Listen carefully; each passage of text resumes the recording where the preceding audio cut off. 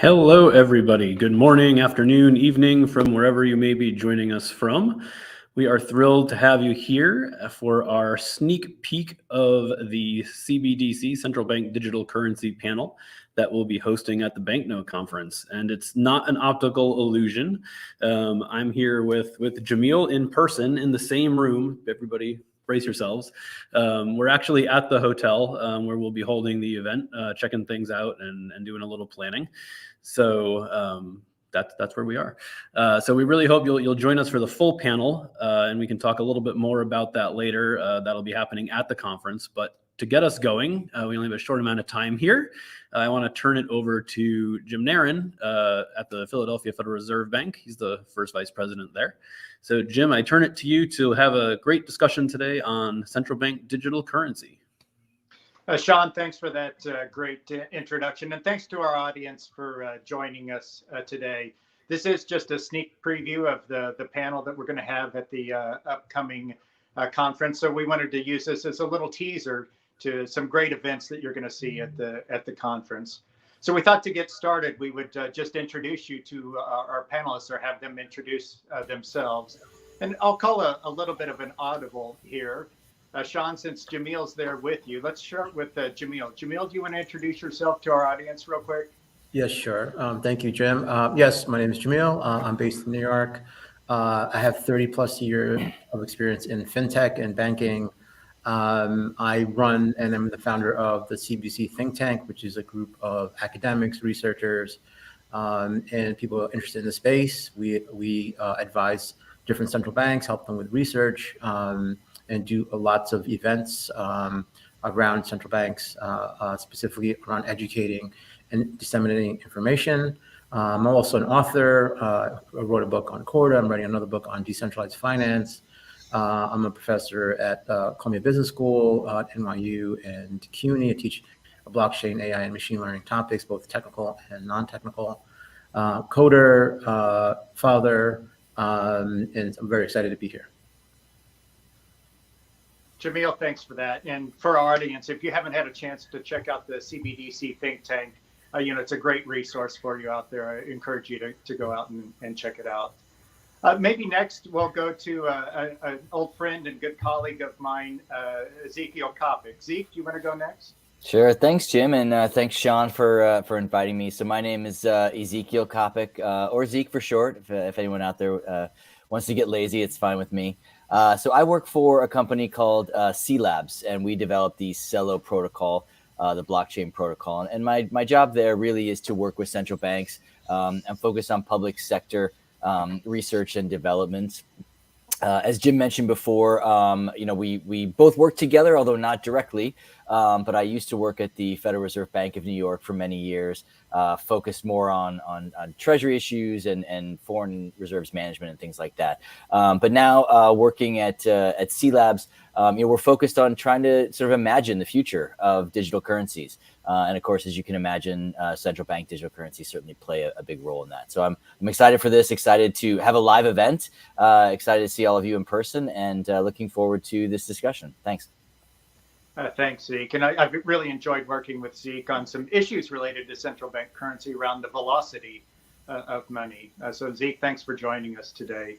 Hey, Frank, do you want to go next and introduce yourself? Sure. I'm Frank Noll. I'm president of Noll Historical Consulting, and for 20 some years now, I've been a historian and advisor on the technology of money. I spent most of my time in the banknote world, but now I am focused on CBDCs and stablecoins. So that's the quick introduction. So Frank, maybe let's stick with you to get started here. You come from this traditional currency banknote issuance background. Many of our audience listening today come from a very similar background. Mm-hmm. So, as we start thinking about this, why should we care? What problem are we trying to solve from your perspective? Well, for the banknote world, you really need to start thinking about CBDCs because they're on their way. They're not going to go away. It's basically the future. And a lot of what's driving this is central banks need to meet the challenge of crypto. If you read any of the papers that are coming out, crypto is a serious threat to central bank monopoly. Plus, CBDC will allow central banks to fulfill their mission. One, supplying a medium of exchange, cash or a digital form. And also, it'll give them new tools and able to implement monetary policy. And with programmable money, they'll be able to do all kinds of neat policy things. And they'll also be able to remunerate CBDCs, and maybe if they have to, break the zero lower bound. So even though cash is going to be around for a while, its death has been predicted many times. Banknote companies and central banks need to get very serious and very knowledgeable about CBDCs. Frank, thanks for that. Zeke, what about from your perspective? What should we be looking at? What problem are we trying to solve? Why should we care about this? Yeah, I mean, I think the answer is different depending on, where you're sitting. I think all of us are sitting, at least on this call in the United States. And I get that question a lot, like, why should I care? Because a lot of us, probably most of us have access to bank accounts. We have easy ways in which to send money, back and forth to people.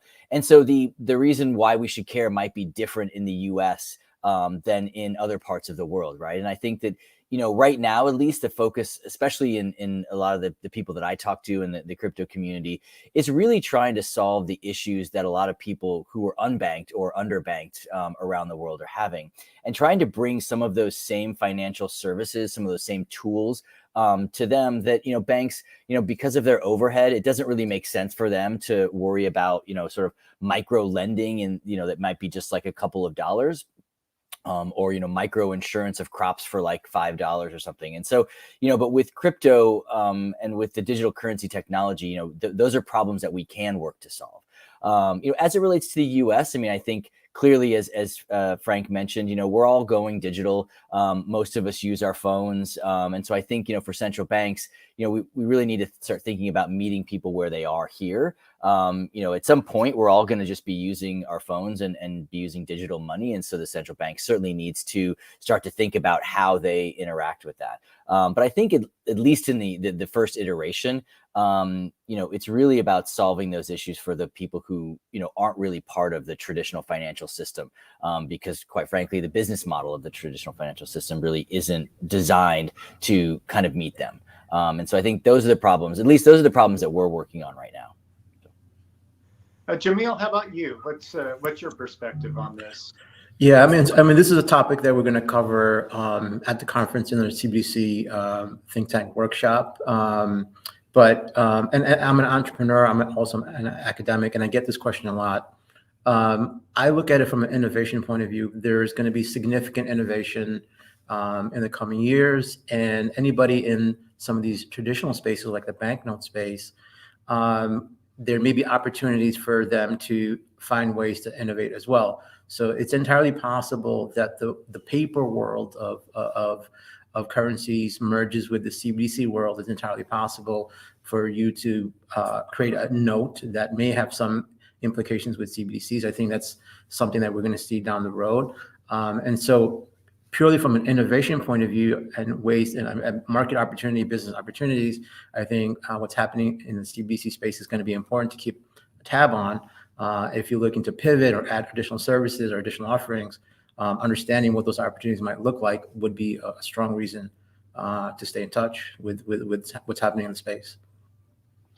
So Jamiel, let's stick with this, or we'll stick with you for a moment on this. So, as we start thinking ahead to the future, if we think central bank digital currencies are inevitable, is there a perfect central bank digital currency? And if so, what would that look like? What would be some of the features that we would see there? Yeah, sure. I mean, I don't know what a perfect one would look like. I think that's a very subjective and very long conversation. But I like to look at what we can learn from. And I think if you look at what's happening in the stablecoin world with MakerDAO or DAI, the DAI stablecoin, that are typically crypto collateral backed, and they use algorithms to adjust supply. I think there's a lot that we can learn about what's happening in the crypto space and bring it into the CBDC space, and continue to evolve. I think the perfect scenario, if there was one, is that we take the knowledge that we gain what's happening in these other spaces and bring it to the traditional spaces, to the benefit of society and human civilization. So if it's really benefiting humans and it's allowing us to have a more stable economy, a stable financial environment, I think that's going to be a big factor in defining what we'd say is perfect. Frank, how about you? What do you think? What kind of features, what might we be thinking about? What would a good, if not perfect, central bank digital currency look like? Well, for me, I think a CBDC should be as cash-like as possible.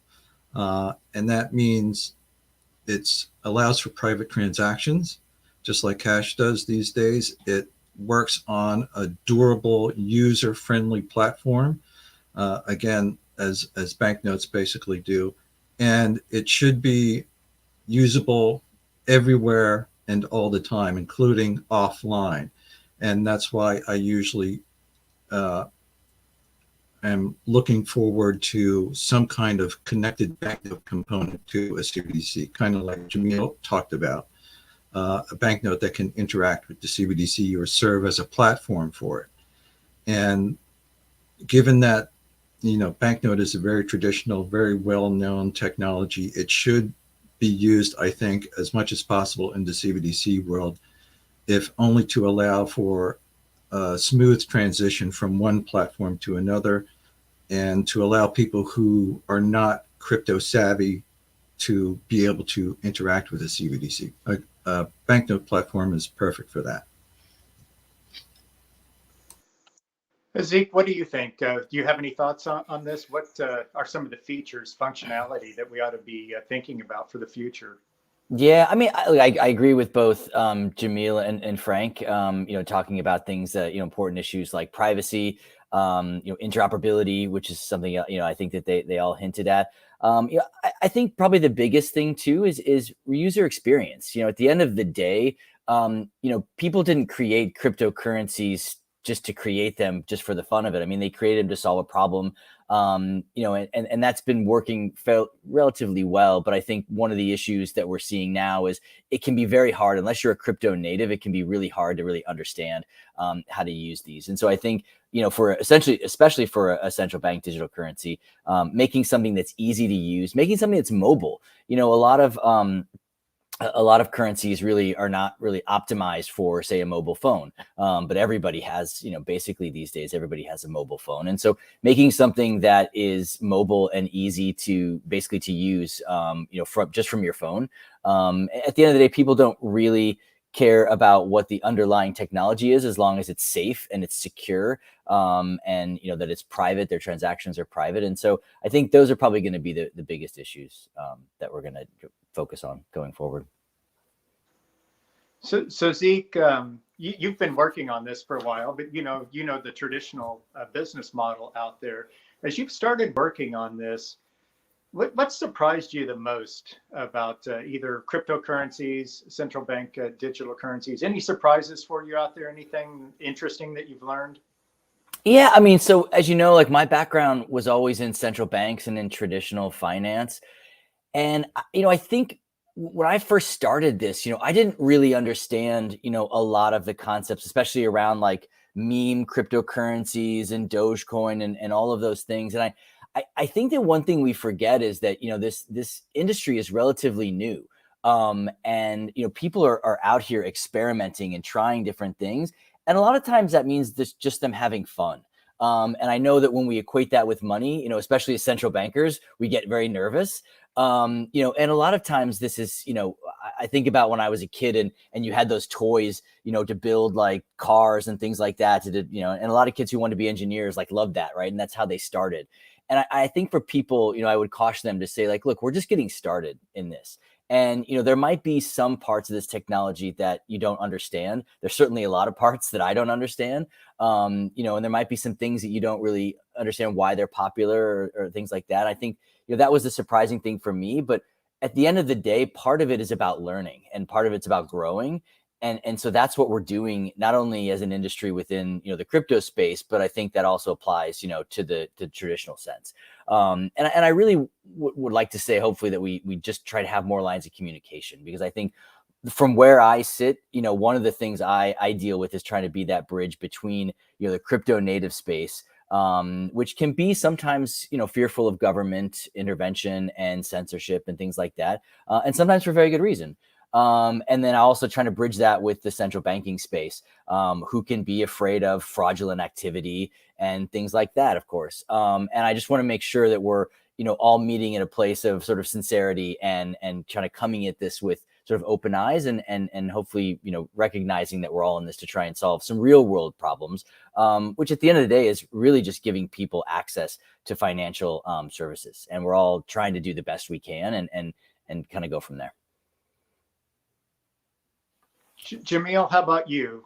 Any surprises for you? Any sort of interesting, facts that you've discovered along the way? Well, I think the surprises every day in the crypto space. Like, who would have thought somebody's going to pay $70 million for a JPEG? I think that was a little bit of a surprise. And I think what's happening right now in the space, and I spend a lot of time in the crypto world, as well as the CBDC world, and my hope is that the two find a happy middle ground. But there's an enormous amount of momentum that suddenly has accelerated, and maybe that's because of COVID and these other things. And that was a real surprise, that there is this larger audience that's coming into the space. And that is really putting a little bit of fire, under the feet of a lot of central banks to really engage and understand what this is. And so the pace of all of this is a great surprise. I think that's a general theme. I think everybody would agree that where we are today, we would probably not think of being here 2 years ago, right? So this is enormous growth in the space. There's more and more people coming in, adopting all kinds of tokenization of different types of assets, and that's really occurring very, very rapidly. And also, I think there's questions around what does it mean? What is a unit of value? What does value mean? What is a unit of value? And so we are going back to questioning some very fundamental, almost philosophical questions, topics. And I think that's very, very interesting. And it is a surprise in the sense that a lot more people are engaging in the conversation. It's a more global conversation. And I'm really looking forward to a lot more surprises this year and the coming years.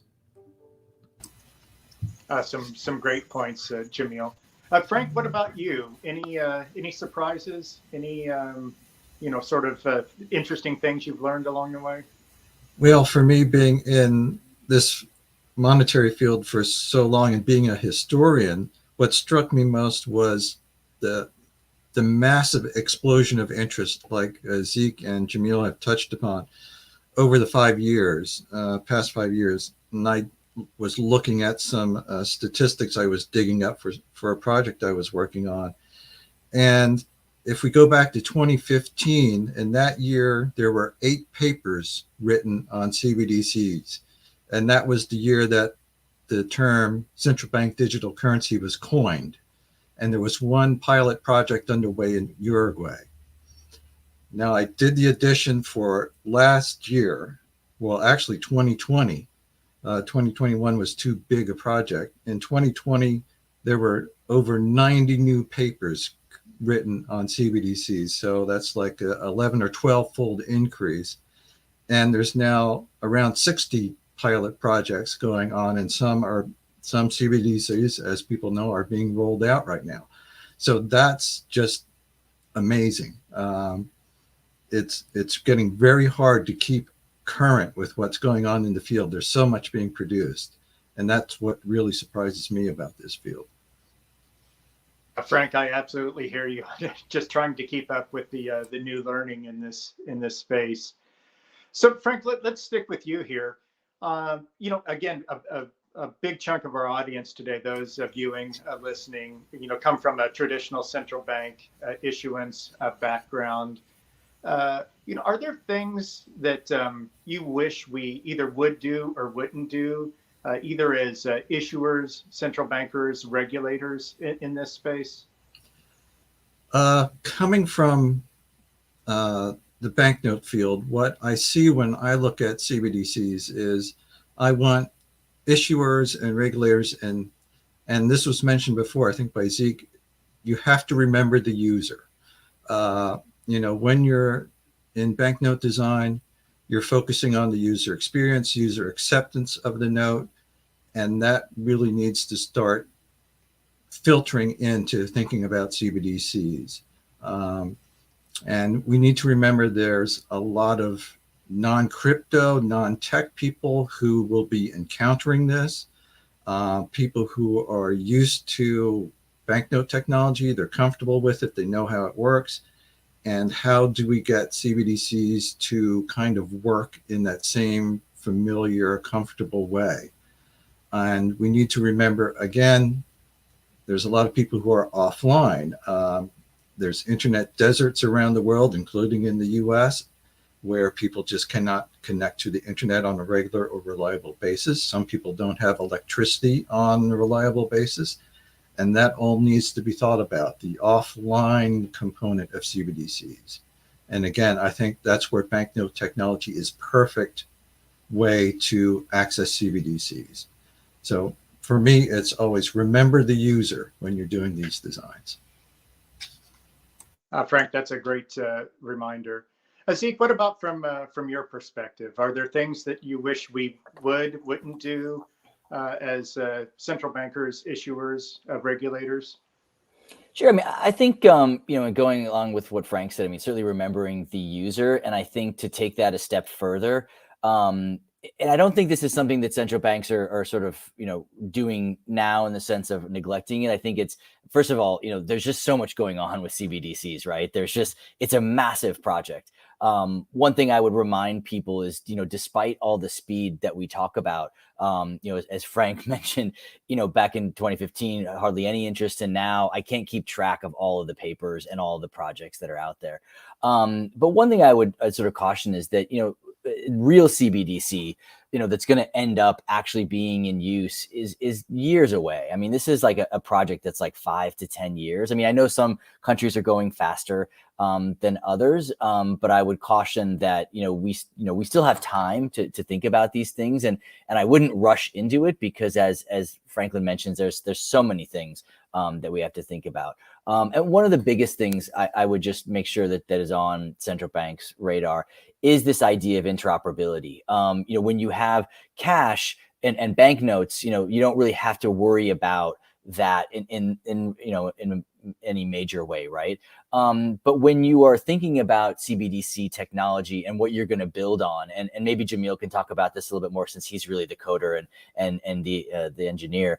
But you want to make sure we're not creating these walled gardens, right? That a CBDC that's built on one blockchain platform, if a central bank decides to do a blockchain platform, but assuming they do, you don't want to have an experience where users can't then use that in other applications, perhaps in a decentralized financial application on another blockchain platform, right? Because money is really just that the means to get places, right? And we don't want to limit the places that people can go. And so just making sure as we're going down this journey that we really keep in mind that we don't want to limit ourselves as far as, users can only use,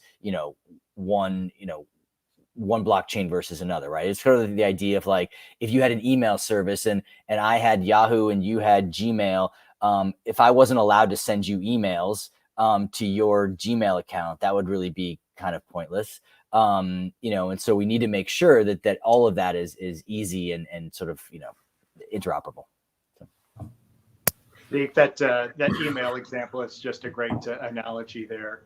Jamiel, what do you think? Anything you would wish that we would or wouldn't be focused on as central bankers, issuers, regulators? Yeah, sure. So we advise a bunch of different central banks. One of the first things we tell them is, and sometimes this is a shock to them, is that you don't need a blockchain to build a CBDC, right? So, and actually this is something that we'll be talking about in the conference, the China CBDC and how they've built their CBDC platform. It's a centralized UTXO system. We can cover that at a different time. But you don't necessarily need blockchain to build a robust digital currency platform. Because if you're a central bank, the idea of decentralization is something that may not be necessary. However, using something like a DLT, which means a little bit different than a blockchain, may make sense if you're looking to have consensus between multiple banks and the central banks. That's one. Two, we suggest often to build some form of a lab and experiment heavily, right? So try to experiment and not really worry about failure. This is not to say to publicize any kind of failures that occur, but create an environment where people, staff, can test things and different ideas. And what that builds is this internal competency, which is really, really important, because in many ways, central banks are being caught by surprise with all of this. And so I think it's very, very important to build that internal competency and not rely on vendors to tell you how the world should look like, but kind of build that internal knowledge base through experience, through experimentation and testing on different things with different products and different protocols. And the third, I think, is to reach out to other central banks, right? There is this kind of silo effect, and a conference like that we're having in the end of February is a great way to meet other people and share ideas and other central bankers, and then contact them later and say, hey, what are you doing here? What are you doing that? And then that kind of communication. And the think tank that I run, we do that's our purpose, and we do whatever we can, our small part in doing that. But the importance of communication between the different central banks and sharing of information and sharing ideas beyond just writing white papers and things like that, I think is going to be very, very important in the coming years. So, Shaun, I know we're just about out of time. I do want to take a moment to thank our panelists today for giving us a sneak preview. Of course, we all look forward to seeing you at the conference, including from several of my Federal Reserve colleagues who will be in attendance and presenting there. Shaun, let me turn the floor back over to you to close this out.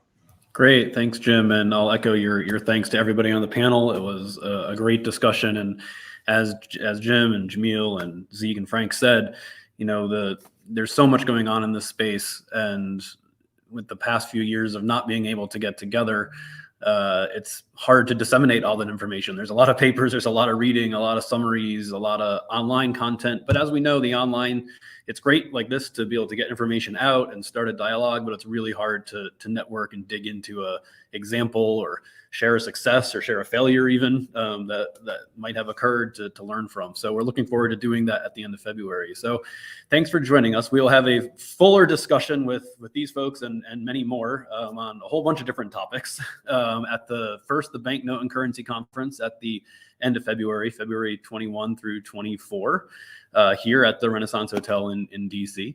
And on the 24th and 25th, the focus will be solely on digital currencies, starting with the workshop that the CBDC think tank and Jamiel's team will lead.